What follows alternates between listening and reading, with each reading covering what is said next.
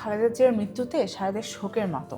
হ্যাঁ, 3 মেয়াদের প্রধানমন্ত্রী তিনি, চারটিখানি ব্যাপার না তো, একদম মানে কিংবদন্তির মতো বলতে গেলে। জানিস তিনি না কখনো কোনো নির্বাচনে হেরে যাননি, তার দল ক্ষমতায় না গেলেও কোনো আসন থেকে পরাজিত হননি তিনি। হ্যাঁ, শুনেছিলাম 1991 সালে প্রথমবারের মতো নির্বাচন করেই তিনি দেশের প্রথম নারী প্রধানমন্ত্রী নির্বাচিত হয়ে যান। এক বিশাল অর্জন, নিজের জন্য আবার দেশের জন্য। আর প্রধানমন্ত্রী হয়েই তিনি নারীদের অবস্থার উন্নতির লক্ষ্যে কাজে লেগে যান। হ্যাঁ, আজকে এই যে নারী শিক্ষার এত প্রসার, এইটার পেছনে তো মূলত খালেদা জিয়ারই অবদান। আর প্রথমবার ক্ষমতায় এসেই তিনি প্রাথমিক শিক্ষা বাধ্যতামূলক করে দেন, তাও আবার অবৈতনিকভাবে। আর মেয়েদের জন্য তো মেয়ে শিক্ষার্থী যারা ছিল তাদের জন্য কিন্তু দ্বাদশ শ্রেণী পর্যন্ত কোনো বেতন লাগতো না। তারপর ছাত্রী উপবৃত্তি, তারপর শিক্ষার বিনিময়ে খাদ্য কর্মসূচিও চালু করেন তিনি।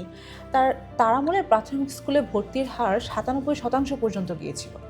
হ্যাঁ, খালেদা জিয়ার শাসনামলে কিন্তু আসলে এমন আরও অনেক পরিবর্তন এসেছিল। যেমন 1975 সালের পর থেকে কিন্তু রাষ্ট্রপতি শাসিত সরকার ব্যবস্থা ছিল। উনি ক্ষমতায় এসেই মূলত দেশকে সংসদীয় গণতন্ত্রে ফিরিয়ে নেন। তবে খালেদা জিয়ার শাসনামল সবচেয়ে বেশি পরিচিত হয়েছিল সে সময়ের অর্থনৈতিক খাতের সংস্কারগুলোর জন্য। নতুন শিল্পনীতির কারণে বিদেশি বিনিয়োগ সহজ হয়, তারপর ক্ষুদ্র ও মাঝারি শিল্পে উত্থান দেখা যায়, আর শতভাগ বিদেশি মালিকানা ও যৌথ বিনিয়োগের সুযোগও করে দেওয়া হয় তখন। আচ্ছা, ভ্যাট, ওই যেটাকে মূল্য সংযোজন কর বলে আর কি, ওটাও তো মূলত ওনার আমলেই চালু করা হয়েছিল, তাই না? তার আগে যে তত্ত্বাবধায়ক সরকার ছিল তারা এই নিয়মটা চালু করেছিল, তিনি এসে এটাকে আইনে পরিণত করেন। আচ্ছা, তাহলে কি এটার জন্য মানুষের উপর চাপ একটু বেড়ে যায় না? অনেকেই তখন এই সমালোচনা করেছিল, কিন্তু এটার কারণে সরকারের রাজস্ব আয়ও কিন্তু অনেক বেশি বেড়ে যায়। তবে ভ্যাট চালু করলেও আমদানি পর্যায়ে কিন্তু ব্যাপক হারে শুল্ক কমানো হয়, যেটাকে ট্রেড লিবারালাইজেশন বলা হয়। আচ্ছা, খালেদা জিয়ার আমলে আর কি হয়েছিল? ভাবছি বাংলাদেশের এক লেজেন্ডারি ফিগার একরকম চলে গেলেন আর কি।